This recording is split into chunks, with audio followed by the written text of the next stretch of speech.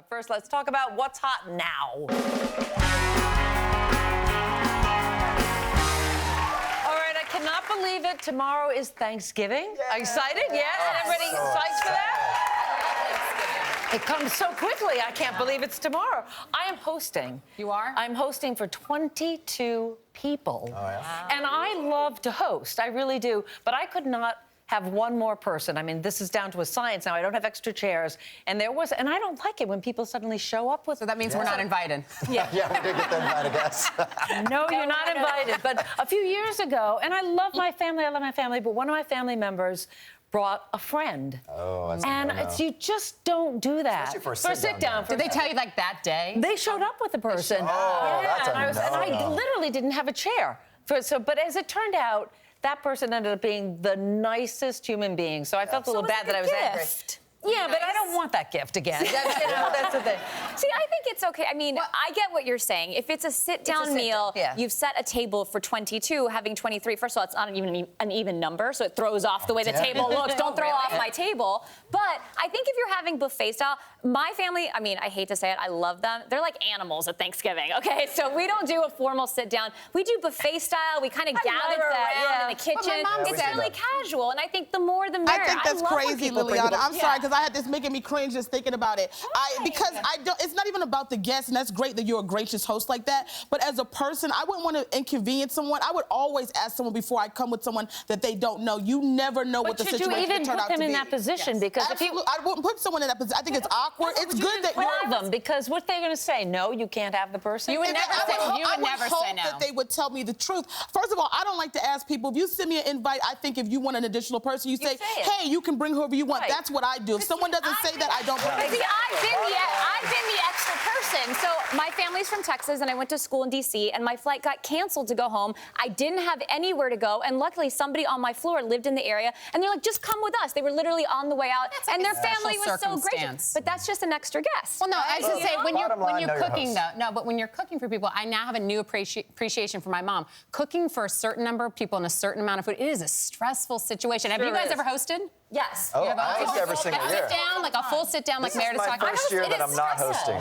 We usually cook for about 100 people, although about... What? You have a lot of I mean, we overcook, but about 60 people usually show up at my Thanksgiving. 60 people? 60 people every single year. There's a lot. Once again, are we invited? You're invited. Everyone's invited.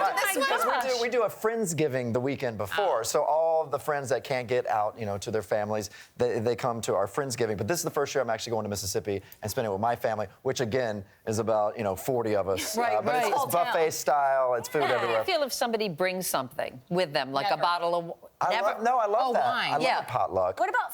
I love potluck and wine. You mean like an apple pie or just a house present, a hostess present. Like I think you always should bring something to someone's house. But are you obligated then to serve it to everybody?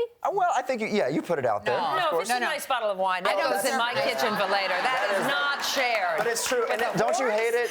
Don't you hate it when you bring like a really nice bottle of wine, to the host, and then they put it out, and then some random drinks the whole thing? That's what I'm saying. You do not put it out. Gosh, I'm glad you said this. We have someone in our family who is notorious for finding the good wine, and we hide it. We hide it in the back because you have mass people. I'm like, if someone brings it, you hide it. You have to know where to position it. Are you ones that you put your name on it too, so you know? When I brought something very expensive to a friend recently, I'm Michael Che, SNL, okay? Yes. All right, I was at his housewarming thing, and I brought this. I'm like, I'm gonna bring all this stuff because he's got friends that got money. I'm gonna bring some stuff too, and he put it in a way. I was like, please put it out. He didn't put it out.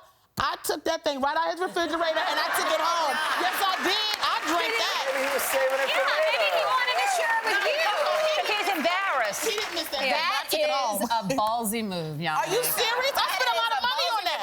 Well, that's why you put your name on it. Put your name on it, and he'll always know. I think you bring one nice bottle of wine as a gift for your hostess, and then one like $2 chuck for the table, and then your problem solved. Right? I think that's not a bad idea. What if someone brings food, like to put out and serve? And you haven't asked them to bring it. No, I don't like that. I just think it's weird. It's cross-pollination on my I like table. when people bring food. It's just when it's bad. Or I had this one time someone brought, a casserole, and there was a big, long hair in it. Oh, see, that's why I don't let people do nothing. Don't bring nothing to my house. Pull up that foil. Let me see what it is. If it don't look right, you can keep that. Give it to your mama and come enjoy my food. Because your mama love you. Well, Megan and I were confessing when we were talking about this in the back that you and I start our drinking very early on Thanksgiving. You cannot cook. Correct me if I'm wrong. Right? You cannot cook without a glass of wine in your hand. And we have a rule. You cannot do that. But wait a second, my cooking, and I know like Meredith I start like at 7 a.m. and I'm like, it's a little Chardonnay time. I wait. I am not like you. I start with the parade at 9 a.m. That is it. That's good. When that float comes out, I am floating. That's it. Yeah, that is. 9 a.m. You have your first glass of wine. That's the day after Thanksgiving. I am not into this, but Black Friday, I don't know how many of you love Black Friday. I don't happen to, but it's one of the biggest shopping days of the year, if not the biggest. And there's this growing trend now of stores opening on Thanksgiving to get ahead of the rush, because people will go. There's a New Jersey mall actually that's facing backlash because it's now going to be open from 6 p.m. to midnight on Thanksgiving. What do you think of that? I think it's too much. I mean, here's the thing. I have to confess, I have gone shopping on Thanksgiving Day with my cousins. What are you buying? Anything and everything that's on sale. I will buy anything. I'll start my Christmas shopping early, but I feel bad for the people that don't want to work, that are made to be there. But you also have to be aware that some people need the extra hours. You know, they're saving money or their family needs it. More on those holidays? I think it depends on the store. I think it depends on the store, but I think if there are workers that are willing to work, yes, but to make somebody come in, that seems really unfair. Well, interestingly, we polled you guys. 89% of you say no, do not open the stores on Thanksgiving. And I think it's 89%. That's like everybody. I was the only one that shopped. It's like, you know, it's like a day of rest with Sunday. I think like holidays should be a day of rest. Everyone should be together. It should be celebrating family. I'm like, what are you gonna buy? Like, you know. The holiday is the only day. I have a very busy schedule. I'm doing this, I'm doing stand-up, I'm writing.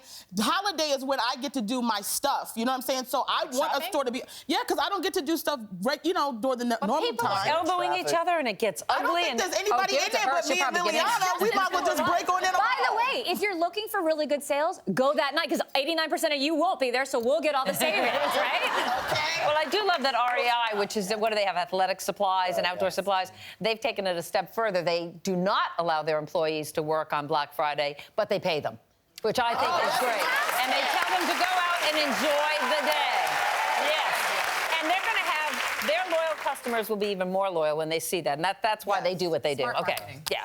If you do go shopping like Liliana, however, on Black Friday, be careful with that credit card if you want to keep your relationship safe, because a new report says a below average credit score is a sign of a below average relationship. The theory being, if you, Yamanika? Relates to responsibility. The theory is you don't have you're not very responsible if you have a poor No, credit rating. I'm a very loving woman, Yes. all right? But I may not love my credit score. Well, what's happened? Why? Why do you it's not in the tube. It's just I got credit very early. You know, I was like 16 years old, and I realized I went to the bank to get some money for a holiday to spend money. I was like, I didn't have any money. And the lady's like, you have a $500 credit limit. I was like, what? And it was all down the tube. It's like the rabbit hole. You fell down the rabbit hole. I never worry about my credit getting stolen, anything like that, because I know they would give it right back to me. Here you go. But you find a high credit rating of like a turn on. I pride myself on high credit. I've worked very hard for it, and it's such a turn on to me. When I was dating my husband, I remember finding out his, and I was like, oh, this is exciting. How did you find it out? You asked? I asked. I'm weird. I mean, we were talking about finances or something. We were buying.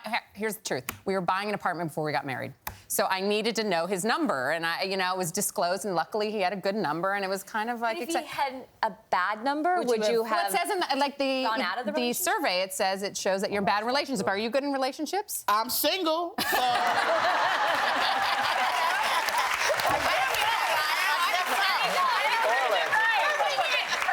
Going up. It's going up.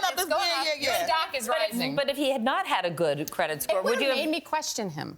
Really? Because it shows fiscal responsibility. It shows responsibility. We're of age. I'm not 18. I was 33 at the time. It just shows you. Yeah, but the smallest thing can affect your credit score. Yeah, really insignificant things can bring it down. I guess maybe I'm very particular. Yeah. I don't know. It's something that, I pride myself, and I want to teach my kids the same thing. You know what I hate? These credit card companies, they really prey on particularly college students. Get a card, get a card. And then when it all goes south, you're screwed, essentially. That was me. I took a vacation that I could not afford because I got a credit card. I had a $1,500 limit. And I was like, Dominican Republic, here I come, Well, it ruined you. It took me almost, 10 years to work that off. That's what's so sad about these 18, 19-year-olds. They're going off to college. They're already in debt. They don't understand. And, I mean, it's a big old scam. It's really sad. It should be illegal.